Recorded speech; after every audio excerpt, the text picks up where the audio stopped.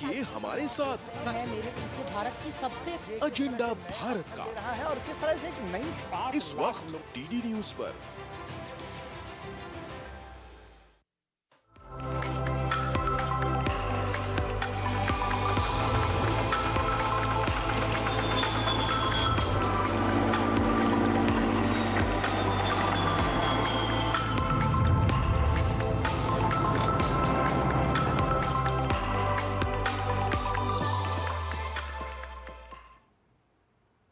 नमस्कार, economy today में आप सभी का स्वागत। आपके साथ मैं हूं मुकुल शर्मा। कारोबार जगत की तमाम खबरों से आपको रूबरू कराएंगे, बताएंगे आपको आज का दिन क्यों है खास।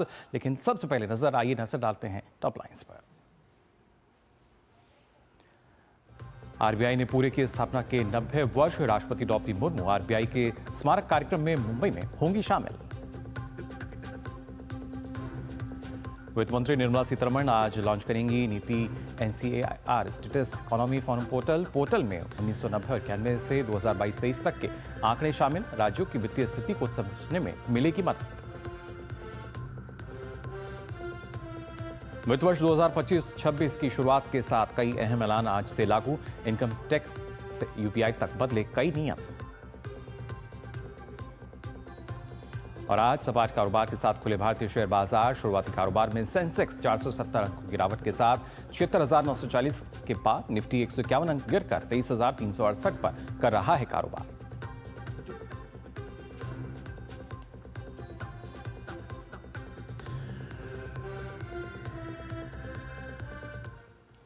और आइए सबसे पहले नजर डालते हैं कि जब कारोबार जगत की बात की जा रही है, गिफ्ट निफ्टी की क्या ताजा स्थिति आज नजर आ रही है। आप देख सकते हैं लाल निशान के साथ नजर आ रहा है 23,526 पर करीब 111 अंकों की जो गिरावट है वो गिफ्ट निफ्टी में नजर आ रही है। लेकिन इसके साथ साथ बात अगर की जाए सेंसेक्स की, तो आपको बता दें सेंसेक्स में भी गिरावट देखने को मिल रही है करीब 473 अंकों की, जिसके बाद ये 76,941 पर आज शुरुआती कारोबार करता हुआ नजर आया। और वहीं अगर हम निफ्टी 50 की भी बात करें तो यहाँ भी लाल निशान के साथ यानी गिरावट जो है वो देखने को मिल रही है, जिसके बाद ये 23,368 से अधिक अंकों पर कारोबार करता हुआ नजर आ रहा है। शुरुआती दौर की ये आंकड़े हैं जो आपने देखे किस तरीके से बाजार में स्थिति बनी हुई है। लेकिन इस बीच अगर बात की जाए किस तरीके से जो बाजार है वो क्या दर्शा रहा है, ये आपने जान लिया है। और खासतौर से जब बात की जाए शेयर बाजार की, तो आज से शुरू हो रहे वित्त वर्ष 2025 और 26 में 12% तक रिटर्न ये दे सकता है।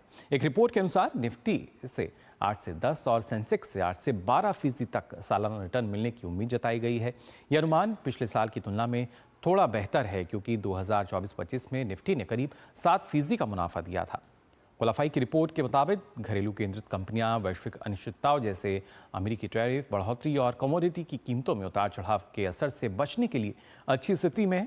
निजी बैंकों की उधारी 14 से 16% बढ़ सकती है।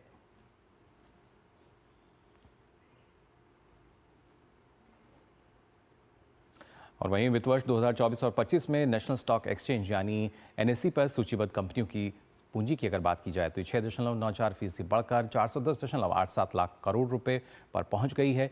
2023-24 में ये 384 लाख करोड़ थी। एनएसई में कंपनियों की कुल संख्या 31 मार्च तक अगर बात की जाए तो 2,720 थी।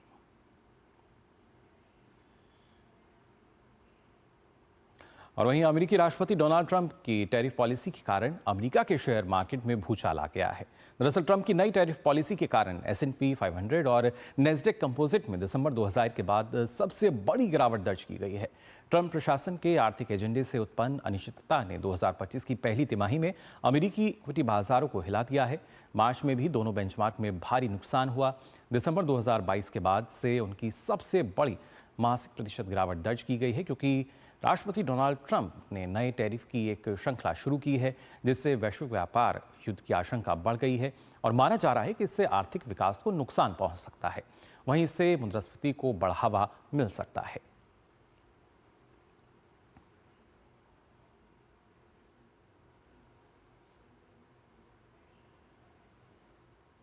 और बात आरबीआई की। जी हां, भारतीय रिजर्व बैंक आज अपनी स्थापना के 90 वर्ष पूरे कर रहा है।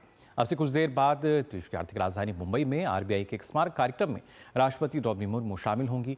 केंद्रीय बैंक के रूप में आरबीआई बीते 90 सालों में कई उपलब्धियों का साक्षी रहा है। हालांकि इस यात्रा के दौरान आरबीआई ने कई उतार चढ़ाव भी देखे। आइए जान लेते हैं इस रिपोर्ट में। भारतीय रिजर्व बैंक ने अपनी स्थापना के साथ ही भारत के आर्थिक परिदृश्य और वित्तीय प्रणाली को आकार देने में महत्वपूर्ण भूमिका निभाई है। 1 अप्रैल 1935 को स्थापित इस संस्थान का भारत के अर्थतंत्र को मजबूत करने में अहम योगदान रहा है।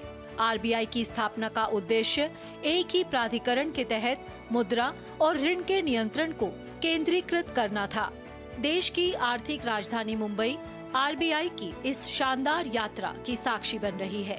दरअसल आरबीआई की ओर से 1 अप्रैल को एक कार्यक्रम आयोजित किया जा रहा है, जिसमें राष्ट्रपति द्रौपदी मुर्मू बतौर मुख्य अतिथि शामिल होंगी।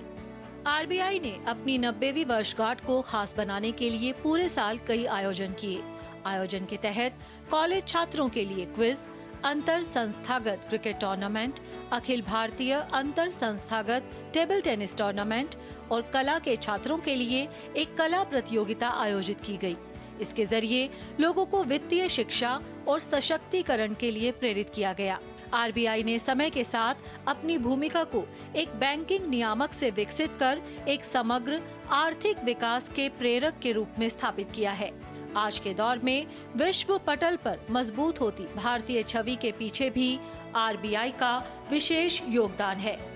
ब्यूरो इनपुट्स के साथ श्यामा मिश्रा की रिपोर्ट, डीडी न्यूज, मुंबई। तो जाना आपने आरबीआई की, जब हम बात कर रहे हैं किस तरीके से जो 90 वर्ष की जब बात की जाए, जो एक तरीके से पूरा हम कह सकते हैं कि जो भारतीय अर्थव्यवस्था को मजबूती मिली है और एक वित्तीय अनुशासन इसके जरिए भी नजर आता है। वहीं आज वित्त मंत्री निर्मला सीतारमण नई दिल्ली में NITI NCAER states economy forum portal launch करेंगी। इस पोर्टल में 1990 और 91 से लेकर 2022 और 23 तक के आंकड़े शामिल हैं। इसमें सामाजिक, आर्थिक और वित्तीय पहलुओं के डेटा के साथ शोध रिपोर्ट, विश्लेषणात्मक लेख भी होंगे। ये पोर्टल राज्यों की वित्तीय स्थिति को समझने के लिए भरोसेमंद स्रोत बनेगा। इस पोर्टल को नीति आयोग और national council of applied economic research ने तैयार किया है।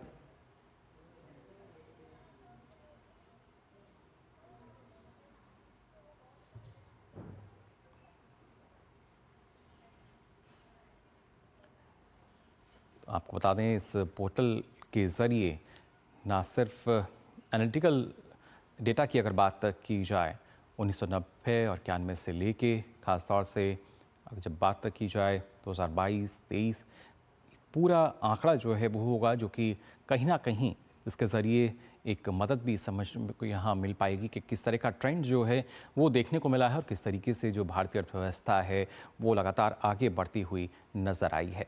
और आइए अब हम भी आगे बढ़ते हैं, बात करते हैं आज के फोकस की।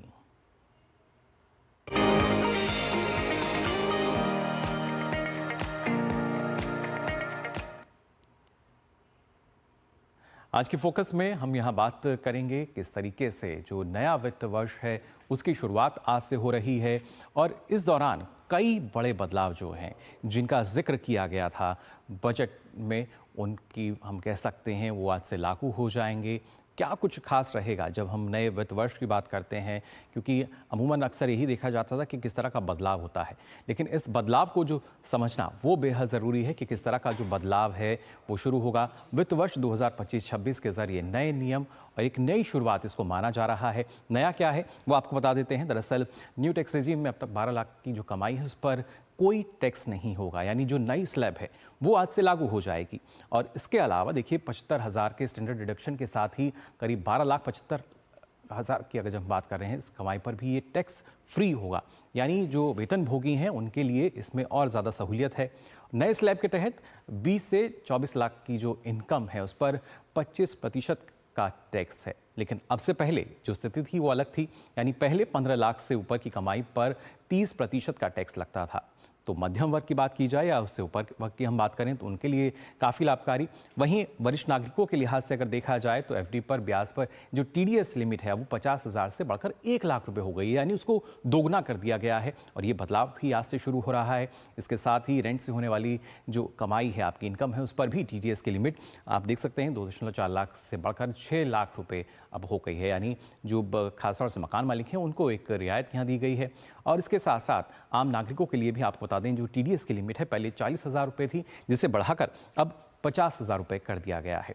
इसके अलावा एक और जो बड़ी राहत आज से शुरू हो रही है, दरअसल विदेश में पढ़ाई के लिए जो बच्चों को जैसे पैसा भेजा जाता है, अब 10 लाख रुपए तक पर कोई जो TCS है वो नहीं लगेगा, जबकि इससे पहले 7 लाख रुपए इसकी लिमिट थी, लेकिन अब इसमें भी बदलाव है।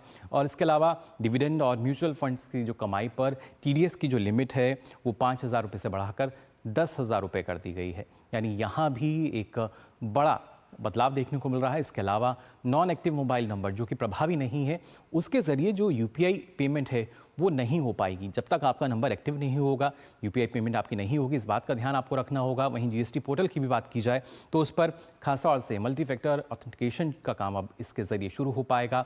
और वहीं एक और बदलाव जो है, 50 लाख से ज़्यादा की खरीद बिक्री पर TCS नहीं काटना पड़ेगा। तो ये बड़े बदलाव हैं जो कि आज से होने जा रहे हैं और इसकी घोषणा बजट में की गई थी, लेकिन आज से तमाम जो नियम हैं ये लागू होंगे और बड़ा बदलाव जो है वो हमें देखने को मिलेगा। तो वित्त वर्ष 2025-26 की जो शुरुआत है, जाहिर तौर पर नए नियम और एक नई शुरुआत इसको माना जा रहा है, क्योंकि जब हम बात करते हैं मध्यम वर्ग की तो उनको ना सिर्फ जो बड़ी राहत मिलने जा रही है, 12 लाख रुपए तक जब हम टैक्स फ्री की बात करते हैं, वेतनभोगी के लिए 12,75,000 की जब बात की जाती है, तो उस लिहाज से काफ़ी महत्वपूर्ण। और इसके साथ साथ जो नई स्लैब जो न्यू रिजीम के तहत अगर देखा जाए तो 20 से 24 लाख रुपए तक का जो टैक्स डिडक्शन है उसका प्रतिशत में भी आपने देखा किस तरीके से जो गिरावट है, जो कटौती है वो की गई है। फिलहाल इस पर हम चर्चा करेंगे। खास मेहमान हमारे साथ जुड़े हैं, आपको बता दें हमारे साथ प्रोफेसर अश्विनी महाजन जुड़े हैं, आर्थिक विश्लेषक हैं। बहुत बहुत स्वागत आपका अश्विनी जी। नमस्कार। सबसे पहले आपसे जानना चाहूँगा, जब वित्त वर्ष की हम बात कर रहे हैं 2025-26 की, आज से शुरुआत हो रही है और हर कोई काफ़ी उत्सुक इस बात को जानने के लिए कि किस तरह के बदलाव जो हैं वो नज़र आने वाले हैं। देखिए, इस बार बजट में बहुत से बदलाव आपने कुछ तो यहाँ पर जिक्र किया ही जी कि इनकम टैक्स में खासतौर पर जो मिडिल क्लास है, बड़ा माना जाता है कि मिडिल क्लास क्या होता है क्या नहीं होता है। तो आमतौर पर जो सभी की सहमति है जिस डेफिनेशन पर, जी वो मिडिल क्लास की डेफिनेशन ली गई है 12 लाख रुपए तक की जिनकी आमदनी है, और जो वेतनभोगी हैं उनका इस बार 12,75 तक उनको टैक्स से फ्री किया गया है जी। ये।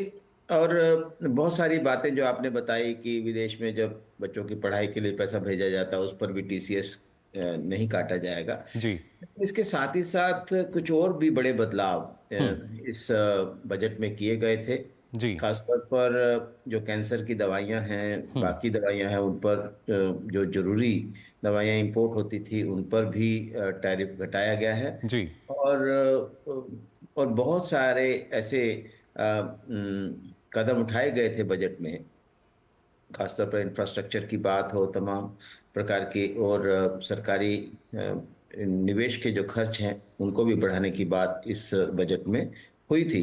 यानी कुल मिलाकर के माना जा सकता है कि इस बार लगभग 50 लाख करोड़ रुपए से ऊपर का जो बजट है उसका एक बड़ा प्रभाव देश की अर्थव्यवस्था पर पड़ सकता है। और जो दुनिया के दूसरे मुल्क जो हैं इस समय मंदी के दौर से गुजर रहे हैं, अलग अलग प्रकार की समस्याएं उनको हैं, लेकिन भारत पिछले लगभग एक दशक से उससे भी ज़्यादा समय से एक सबसे तेजी से बढ़ने वाली अर्थव्यवस्था बना हुआ है। जी बिल्कुल। और खासतौर से अश्विनी जी अगर देखा जाए, क्योंकि आम जनता या आम आदमी की जब हम बात करते हैं तो वो शायद ये जानना चाहते हैं कि हमें किस तरह का फ़ायदा इसके ज़रिए हो रहा है। पिछले साल के मुकाबले इस वित्तीय वर्ष की अगर बात की जाए जो कि आज से शुरू हो चुका है, कहीं ना कहीं जो बचत है आम आदमी की वो बढ़ती हुई नज़र आएगी, क्योंकि अगर हम 12 लाख रुपये तक की टैक्स फ्री इनकम की बात की जाए तो उसका फ़ायदा कहीं ना कहीं मिलेगा और उसके ज़रिए और भी जो विकास है वो नज़र आ सकेगा। देखिए, जब टैक्स कम होता है और आम आदमी पर टैक्स कम होता है, क्योंकि लगभग 70-75% वो लोग टैक्स पेयर हैं जो 12 लाख से नीचे हैं, तो ऐसे में उनके ऊपर जो टैक्स की रियायत होने से उनके पास ज़्यादा पैसा बचेगा और जो ज़्यादा खर्च कर पाएंगे, जिसके जो भी अर्थव्यवस्था को बूस्ट मिल ही सकता है। जी इसके साथ ही साथ मैं यहाँ पर ये रेखांकित करना चाहता हूँ कि जो अर्थव्यवस्था में अन्य उपाय अपनाए जाते हैं, जैसे जॉब्स के लिए, एंटरप्रेन्योरशिप के लिए, अभी इस बार के बजट में मैन्युफैक्चरिंग मिशन शुरू किया गया है। संभवतः उसको प्रधानमंत्री या कोई बड़े कैबिनेट मिनिस्टर उसको हेड करेंगे, तो उस मैन्युफैक्चरिंग मिशन के माध्यम से देश में जो इस समय मैन्युफैक्चरिंग थोड़ी संकट में आ गई थी, वो उसको और आप आगे बेहतर करने की अवसर मिलेगा। और ख़ास तौर पर उसमें क्लीन टेक मैन्युफैक्चरिंग पर ज़्यादा जोर दिया गया है जी। कि जो चीज़ें जो कलपुर्जे हम यहाँ नहीं बनाते हैं, जैसे इलेक्ट्रिक व्हीकल्स की बैटरियां हैं, मोटर्स हैं, सोलर पैनल्स के लिए जो इक्विपमेंट्स हैं, वे सब जो यहाँ बनना शुरू होंगे और ज़्यादा से ज़्यादा उसके लिए प्रयास होगा। क्लीन टेक मैन्युफैक्चरिंग पर विशेष जोर दिया गया है इस बजट में। वो जी। भी रोजगार और आम आदमी के लिए बेहतरी के लिए जरूरी होता है, क्योंकि ये मत समझिए कि जिसमें लोगों को टैक्स में राहत मिल गई तो उससे सब कुछ हो गया। वास्तव में टैक्स देने लायक बनना जी। और उसके लिए ज़्यादा से ज़्यादा लोगों की आमदनी बढ़ना, लोगों को रोजगार मिलना और देश में मैन्युफैक्चरिंग का विकास होना। आज देखिए पूरी दुनिया में आजकल डोनाल्ड ट्रंप अपने देश में जो आने वाले सामान पर टैरिफ बढ़ाने की बात कर रहे हैं, किसके लिए कर रहे हैं? ताकि जी। उनके देश में मैन्युफैक्चरिंग बढ़े। और इसी प्रकार से भारत भी एक आत्मनिर्भरता के आधार पर आगे मैन्युफैक्चरिंग को बढ़ा रहा है और देश के हर मैन्युफैक्चरिंग के क्षेत्र में हम आगे बढ़ रहे हैं। डिफेंस में की बात करें, केमिकल्स की बात करें, टेक्सटाइल्स की बात करें, जी। खिलौनों की बात करें, ऑटोमोबाइल्स की बात करें, हर क्षेत्र में और इलेक्ट्रॉनिक और टेलीकॉम की तो खास बात है, हर क्षेत्र में हमारा जो मैन्युफैक्चरिंग है वो आगे बढ़ रहा है। और मुझे ऐसा लगता है कि जो दुनिया में बदलाव आ रहे हैं और चीन के प्रति लोगों का जो एक भाव नया जागृत हो रहा है कि उससे सामान ज़्यादा नहीं खरीदना है, जी। तो ऐसे में यूरोप हो, अमेरिका हो, भारत के जो उद्यमी हैं, भारत के उद्योग हैं, वे अपना सामान वहाँ बेच पाएंगे। जी। और ये सब कुछ बजट और सरकार की नीतियों के कारण ही हो सकता है।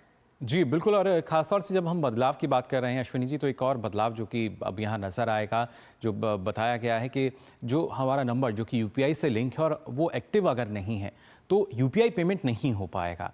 क्या इसके ज़रिए हम मान सकते हैं कि कहीं ना कहीं एक जो सुरक्षा का मुद्दा रहता है, या जिस तरीके से लगातार हम बात करते हैं कि साइबर अपराध को लेकर, तो वहाँ भी कुछ काफ़ी हद तक कुछ लगाम जो है वो लग सकती है? देखिए, यूपीआई जो है ना वो सबसे अधिक इस समय सेफ पेमेंट मैकेनिज्म बना हुआ है। अभी तक हमने जितने भी माध्यम देखे उसमें फ्रॉड्स आमतौर पर क्रेडिट कार्ड्स में, डेबिट कार्ड्स में जी। हमने काफ़ी फ्रॉड्स देखे हैं। लेकिन यूपीआई के मामले में हालांकि होता है फ्रॉड्स, लेकिन बहुत कम है। और ऐसे में इस समय बहुत बड़ी चिंता बनी हुई है कि देश में इतनी बड़ी मात्रा में यूपीआई के लेन देन हो रहे हैं। दुनिया के कुल मिलाकर के जितने लेन देन ऑनलाइन होते हैं उसका 45% भारत में होते हैं। जी बिल्कुल, तो करीब ऐसे करीब में आधा। जब देश आगे बढ़ रहा है इस प्रकार के, तो उसमें सुरक्षा को सुनिश्चित करना तो बहुत जरूरी हो ही जाता है। ये अच्छा जी। बदलाव है, क्योंकि इसके माध्यम से जो फ्रॉड करने वाले लोग हैं वो नहीं कर पाएंगे। जी बिल्कुल। और ख़ासतौर से अगर हम बात करते हैं, क्योंकि हर एक वर्ग पर जो आज की तारीख है उसका असर ज़ाहिर तौर पर नज़र आएगा। ना सिर्फ जो बचत है वो तो हो ही रही है, यहाँ पे ख़ासतौर से वरिष्ठ नागरिकों की अगर बात की जाए, जिस तरीके से जो ब्याज पर पहले टीडीएस उनको चुकाना पड़ता था, अब उसको दोगुना कर दिया गया है, जो कि आज से लागू होगा, तो उनके लिए कितना आप इसको राहत मानते हैं? देखिए, वरिष्ठ नागरिक अधिकांश जो है या तो पेंशन पर या अपने पास जो उनकी निधि होती है उस जमा करने पर उसको जो इंटरेस्ट मिलता है उस पर निर्भर करते हैं। जी। तो ऐसे में उनको ये जो टीडीएस काट लिया जाता है, उसके बाद में उसको फिर उनको क्लेम करना पड़ता है अपने इनकम टैक्स रिटर्न में। इनकम टैक्स रिटर्न भरने की भी एक ज़रूरत पड़ जाती है। तो ऐसे में इनकम टैक्स रिटर्न के माध्यम से उनको वापस मिले, इससे पहले ही ना लिया जाए, तो ये एक मुझे लगता है कि वरिष्ठ नागरिकों के हित के लिए एक अच्छा कदम है। ये सब छोटे छोटे जो बदलाव होते हैं, सरकार को इसका बहुत कोई नुकसान नहीं होता है, लेकिन लाभ ये होता है कि आम जनता की सहूलियत बढ़ जाती है। जी, यानी इसका जो लाभ है एक बड़े वर्ग को होता है, जो और एक व्यापक असर इसके ज़रिए हम देख भी सकते हैं। और इसी के साथ साथ अश्विनी जी, अब जो अगर यूपीएस की हम बात करें, यूनिफाइड पेंशन स्कीम की अगर बात की जाए, उसकी भी अब जो शुरुआत है आज से हो रही है। जो कर्मचारी हैं वो ज़ाहिर तौर पर पोर्टल पर जाकर इसकी शुरुआत कर सकते हैं। कितना फ़ायदा इसके ज़रिए भी आपको लगता है कि मिल पाएगा? देखिए, ये जो यूपीएस है ना, पहले एनपीएस स्कीम थी जी। उसमें कर्मचारियों को ये लग रहा था कि बाजार के जोखिमों से के कारण उनकी जो जीवन भर की कमाई है वो इधर उधर हो सकती है, जी। और उसके कारण उनको जो भविष्य में एक सुरक्षा है वो नहीं मिलती है। तो ऐसे में हालांकि यह जो पुरानी ओल्ड पेंशन स्कीम है उसकी वापसी तो नहीं कही जा सकती, लेकिन उसके जी। कहीं नजदीक जरूर है। तो ऐसे में एक कर्मचारियों को एक व्यापक सुरक्षा मिलना ये बहुत बड़ा कदम है। मुझे जी। लगता है कि देश भर में सभी कर्मचारी इससे खुश होंगे, और हालांकि वो इससे भी बेहतर की अपेक्षा करते हैं, जी। लेकिन कम से कम यह मिलने पर एक निश्चित सुरक्षा लास्ट सैलरी ड्रॉन पर मिल जाती है। जी। तो ये एक बहुत बड़ा बदलाव है कर्मचारियों के लिए, बहुत बड़ी राहत है। जी बिल्कुल। तो नए वित्त वर्ष की शुरुआत के साथ ही कई अहम बदलाव, और लगातार आपको उन बदलाव के बारे में हम जानकारी दे रहे हैं। जो नए नियम हैं, कैसे उनके जरिए नई शुरुआत होगी, आगे भी हमारी जो चर्चा है वो जारी रहेगी। लेकिन फिलहाल हम यहाँ रुकने एक छोटे से ब्रेक के लिए जल्द हाजिर होते हैं।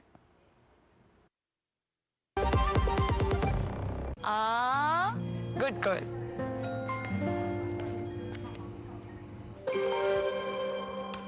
आगे सैलरी नहीं झुमके ना, पहले बचत, पहले झुमके। सुनो, हर महीने थोड़ा बचाओ और थोड़ा निवेश करो, और कुछ इमरजेंसी के लिए भी बचाओ ताकि रहो टेंशन फ्री। लेकिन झुमकों का क्या, जाते हो कि लगाओ इंजेक्शन। आरबीआई कहता है वित्तीय समझदारी समृद्ध नारी। तो ब्रेक के बाद आप सभी का एक बार फिर स्वागत। इकोनॉमी टुडे में लगातार हम बात कर रहे हैं। आज का जो दिन है वित्त वर्ष 2025-26 की शुरुआत, और इसके शुरुआत के साथ ही कई अहम बदलाव जो कि आज से अब लागू हो चुके हैं। नए नियम, उनकी शुरुआत किस तरीके से हो रही है, लगातार हमारे साथ प्रोफेसर अश्विनी महाजन जी जुड़े हुए हैं, इस पर जो जानकारी हमारे साथ साझा कर रहे हैं। यहाँ अश्विनी जी, एक और जानकारी आपके साथ आपसे और लेना हम चाहेंगे, क्योंकि जब हम बात कर रहे हैं कि जो टैक्स पेयर्स हैं उनको किस तरीके की बचत जो है वो हुई है, जिस तरह की घोषणा की गई थी हर एक वर्ग को, फिर चाहे हम मध्यम वर्ग की बात कर रहे हैं या जिनका सालाना जो आय है वो 20 से 24 लाख तक भी जा रहा है, तो अब उतना ज़्यादा टैक्स उन पर नहीं लगेगा। लेकिन इससे इतर एक दूसरी तस्वीर जो निकलकर सामने आती है वो है टैक्स पेयर की जो संख्या है, उसको आप कैसे देखते हैं? किस तरीके से इसको काफ़ी सरल किया गया है, और जो पहले जिस तरह के मामले आते थे टैक्स चोरी के, उन पर भी अब लगभग काफ़ी हद तक लगाम लगी है।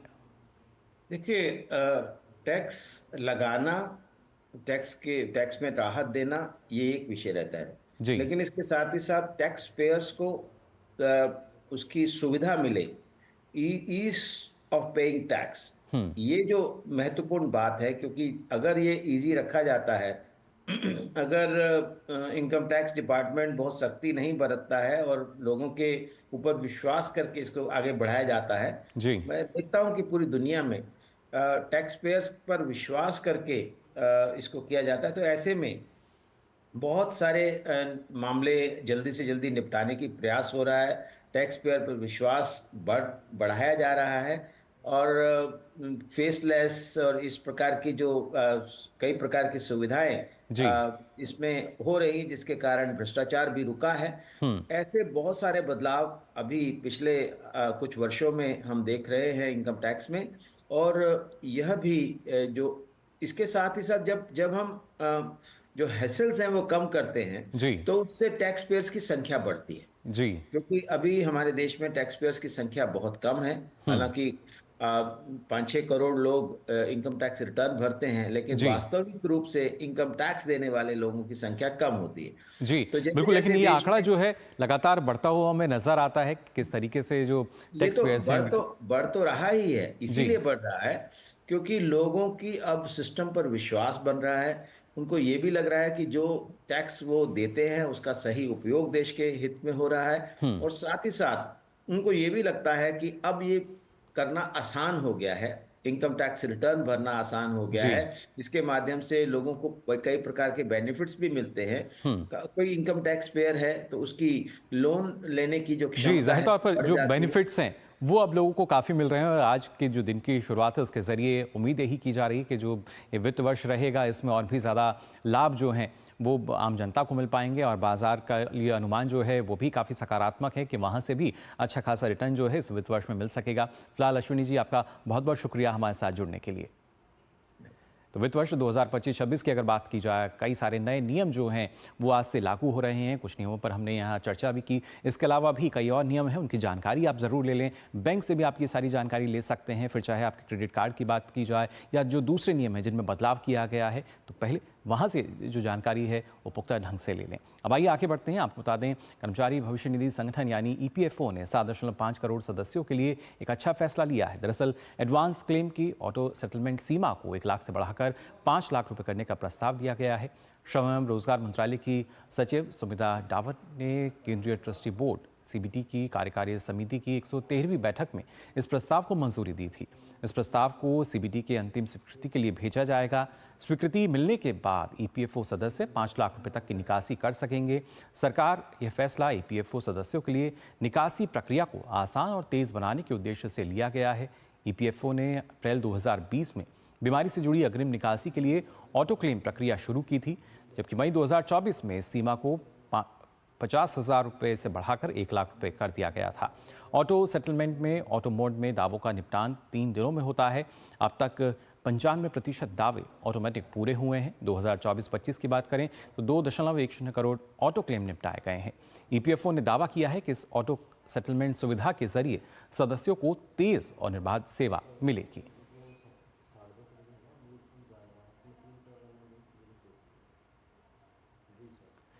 तो जाना आपने कारोबार जगत में क्या कुछ खास आज चल रहा है। फिलहाल आज के लिए इकोनॉमी टुडे में बस इतना ही, लेकिन चलते चलते आपको छोड़ जाते हैं कारोबार जगत की कुछ अन्य खबरों के साथ। दीजिए अनुमति। नमस्कार। CBDT ने वित्त वर्ष 2024-25 में भारतीय करदाताओं के साथ रिकॉर्ड 174 अग्रिम मूल्य निर्धारण समझौते पर हस्ताक्षर किए हैं। द्विपक्षीय APA संभावित या वास्तविक दोहरे कराधान के खिलाफ सुरक्षा का अतिरिक्त लाभ देते हैं। देश भर में 95 मिलों के साथ 2024-25 में चीनी उत्पादन 2 करोड़ 48 लाख टन तक पहुंच गया है। Indian sugar and bio energy manufacturers association ने ये जानकारी दी है। इंडियन बैंक ने रेपो दर से जुड़े कर्ज पर देय ब्याज दर 0.10% बढ़ाकर 9.05% करने की घोषणा की है। इससे बैंक का खुदरा कर्ज महंगा होगा। फ्रेंच ऑटोमोबाइल कंपनी रेनो ने Renault Nissan automotive India private limited RNAIPL में निसान के बचे हुए 51% शेयर खरीदने का ऐलान किया है। इस डील के बाद रेनो इस कंपनी का एकमात्र मालिक बन जाएगा। आदित्य बिरला ग्रुप की रियल एस्टेट शाखा Aditya Birla real estate limited ने एक बड़ा कदम उठाते हुए ITC को अपने पल्प और पेपर बिजनेस को 3,498 करोड़ रुपए में बेचने की मंजूरी दी है। ये सौदा सेंचुरी पल्प एंड पेपर को ITC को सौंपने के लिए किया गया है, जिससे शेयरधारकों को अधिक मूल्य मिल सके और कंपनी अपने रियल एस्टेट कारोबार पर पूरा फोकस कर सके। फ्रांस के प्रतिस्पर्धा नियामक ने एप्पल पर 15 करोड़ यूरो का जुर्माना लगाया है।